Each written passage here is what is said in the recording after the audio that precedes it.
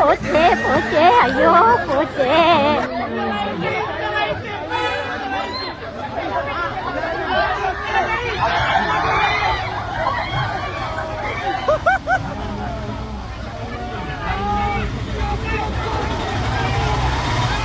ഏയ് കള്ളക്കളി.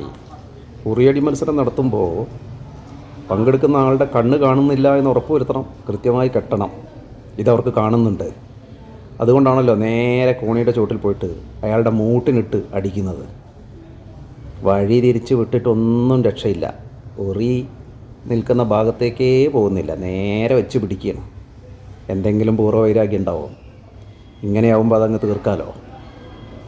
ഇനി ആ ലക്ഷ്യബോധവും അടിയുടെ ഒരു കൃത്യതയൊക്കെ കാണുമ്പോൾ അതവരുടെ ഭർത്താവാണോ എന്നും സംശയിക്കേണ്ടിയിരിക്കുന്നു. എന്തായാലും ഇത്തരം വീഡിയോകളൊക്കെ ഉണ്ടെങ്കിൽ നിങ്ങൾ ഷെയർ ചെയ്യുക. ഓണം കളറാവട്ടെ.